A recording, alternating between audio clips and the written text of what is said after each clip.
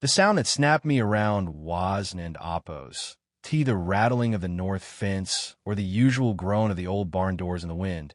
It was the sound of my dog, Copper, screaming. And I don't mean barking or that low growl he gives when Coyote wanders too close to the tree line. I mean a high-pitched, soul-piercing shriek that makes your blood turn to slush before your brain can even process what's happening. I dropped the grease gun I was using on the tractor, didn't even think to wipe the black sludge off my hands. And I just ran because Copper is a 70-pound red-bone coonhound who's faced down feral hogs without making a sound. So if he was screaming like that, the world was ending. As I rounded the corner of the equipment shed, my boots kicking up dust, I saw him slumped near the boundary of the creek, pawing at the dirt and trying to stand, but his back legs just wooding into oppos. T gave him the purchase, and standing right over him was this guy. This guy in a crisp black tactical vest with a badge clipped to his belt and in quote, HOA enforcement in quote, printed in aggressive, white block letters across his back like he was part of some elite strike team instead of a glorified lawnmower inspector. That was the moment I knew this wasn't oppos. T just another petty dispute over the height of my sunflowers or the fact that my gravel driveway didn't in oppos. T matched the beige aesthetic of the in quote, whispering pines in quote, development next door. This was something else entirely, something far more dangerous. To really understand why a man wearing a fake uniform thought he could jump a barbed wire fence and lay hands on my dog, you have to understand the history of this dirt, because my family has owned the Blackwood Creek Ranch since before the county even paved the main road, back when this was all scrub oak and silence. Long before some developer decided to buy the neighboring pasture and turn it into a sea of identical houses with rules for everything from the color of your mailbox to the type of grass you're allowed to grow. The HOA came creeping in about 5 years ago, lot by lot, house by house, until their perfectly manicured, chemical-laden lawns literally ran right up against my rusted-out fence line. And from the second they realized my 300 acres didn't in oppos, T answered to their board of directors, they became obsessed with making me bend the knee. The ringleader of this whole circus was a woman named Diane, the kind of person who lived for the high of a end quote, notice of violation end quote, and treats her position as HOA president like she's a 4-star general leading a campaign against the forces of untidiness. At first, she tried the in quote, neighborly in quote, approach, showing up at my gate with a basket of stale muffins and a clipboard full of maps, where she'd conveniently drawn the HOA boundary line about 50 yards inside my property, claiming that because my land in quote, interfaced in quote, with their community, I was subject to their in quote, common ground standards, in quote. I'd spent 30 minutes being polite, showing her the actual county deeds and the surveys that were older than her children, proving that my land was autonomous. But Diane didn't care about facts. She cared about control. And when the smiles didn't in oppos, T-work, the legal threat started. She sent me letters claiming my livestock were a in quote, sensory nuisance in quote, that my old Ford truck was an in quote, eyesore in quote, and that my fence, which was built for utility, not beauty, was a safety hazard to the children in the development. I told her, in no uncertain terms, to stay off my dirt and keep her people on their side of the creek, and I even went so far as to paint the fence posts bright purple and hang in quote, no trespassing in quote, signs every 20 feet, because in this state, that's as good as a verbal warning. But Diane had this enforcer, a guy named Miller who was a former security guard with a chip on his shoulder the size of a mountain, who liked to walk the perimeter with a radio and a scowl, looking for reasons to exert his non-existent authority. Which brings us back to that afternoon by the creek, with Copper on the ground and Miller standing over him with a telescoping bat in his hand, looking down at my dog like he was a piece of trash he'd just swept off the porch. When I shouted, Miller didn't in oppos to even jump. He just turned around real slow, his face completely blank, almost annoyed that I'd interrupted his in quote, official business in quote, and he gestured toward Copper with the tip of that baton and said in quote, your animal was exhibiting aggressive posturing on a managed boundary. I'm authorized to neutralize the threat. End quote. I could feel the heat rising up my neck. That metallic taste you get in your mouth when you're so angry you might actually vibrate. Apart, and I stepped over the creek bed, my eyes locked on the blood matting the fur on the side of Coppa's head where Miller had struck him. I told him he'd jumped a marked fence, that he was trespassing on private property, and that he'd just committed a felony by assaulting a farm animal. But he just puffed his chest out, adjusting that stupid vest, and told me that, in quote, the board, in quote, had designated this area a high-risk zone, and he was there to, in quote, enforce the peace, in quote. It was like talking to a brick wall that had been programmed by a suburban dictator, a man who truly believed that a polyester vest gave him the right to cross a line that no man should ever cross. I walked toward them, slow and deliberate, my heart thumping a rhythm against my ribs that felt like a war drum. And when I reached Copper, I knelt down in the dirt, ignoring Miller for a second to just check on my boy.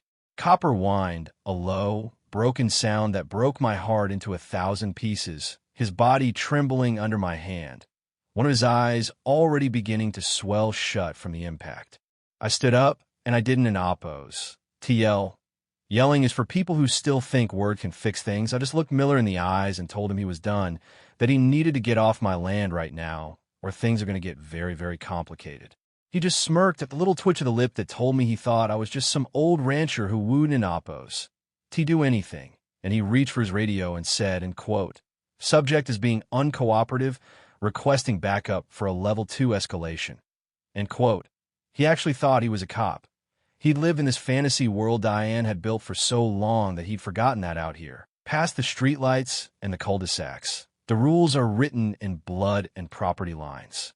He took a step toward me, not a fast one, but a confident one, like he was going to put me in cuffs and take me to some HOA dungeon. And that's when the last thread of my patience just snapped. I've spent my whole life being a peaceful man, a guy who minds his own business and works his own land, but when you hurt my dog and you threaten me on the ground my father died on, you've stepped into a world you aren't and oppos. T prepared for. I reached behind my hip, drew my sidearm, and brought it up in one smooth, practice motion until the front sight was centered right on that, in quote, HOA, in quote, logo on his chest. The click of the safety was the loudest thing in the world. And for the first time, Miller's confidence didn't in oppos. T just flicker. It evaporated. He froze, his hand still on his radio, his face turning that weird shade of gray people get when they realize they've made a fatal mistake. And I told him, end quote, Don and oppos. T take another step. End quote. He tried to find his voice, tried to tell me that I couldn't and oppos. T threatened a, end quote, security official, end quote, but his voice cracked, sounding small and pathetic against the backdrop of the open pasture. I told him I wasn't oppos. T threatening him, I was giving him a choice, but Miller was the kind of guy who had been told his whole life that people like me were beneath him, that his, in quote, authority, in quote, was absolute, and he actually laughed, a short, nervous sound, and he said, in quote, you want an oppos. T shoot, you're too scared of the paperwork, end quote. He took that step, one single, arrogant step forward.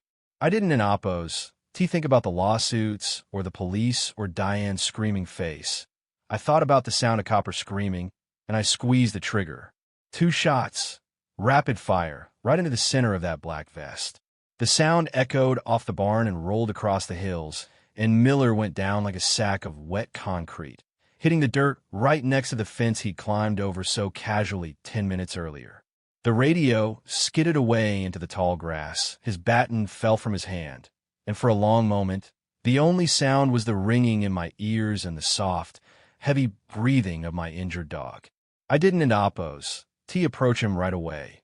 I kept my weapon trained on him, watching the way he clutched at his chest, the vest soaking through with dark red, his eyes wide and vacant as he stared up at the blue Texas sky. I pulled my phone, called 911, and told the dispatcher exactly what had happened.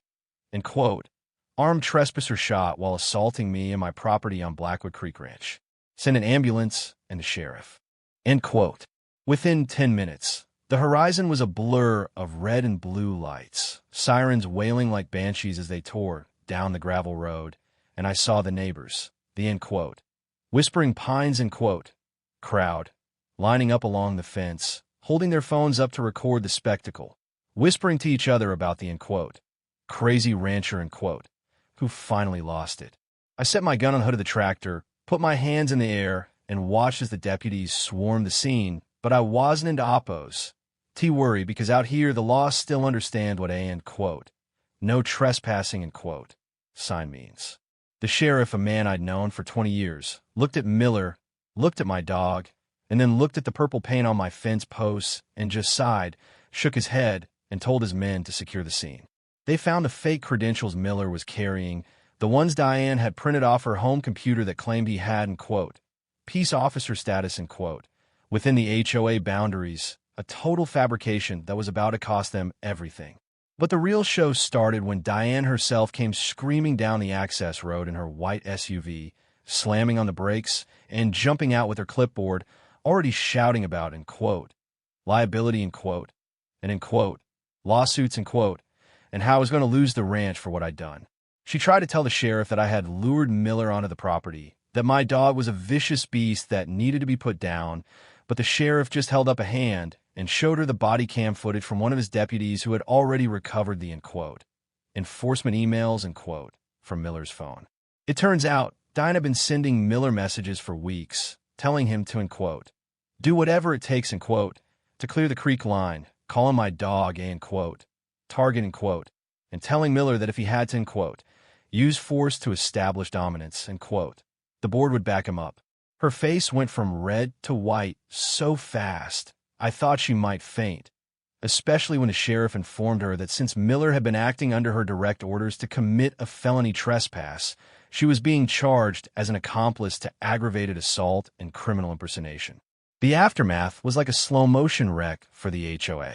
Miller survived, but he'll be limping for the rest of his life, and he spent his recovery time in a county jail cell before taking a plea deal that put him away for 10 years.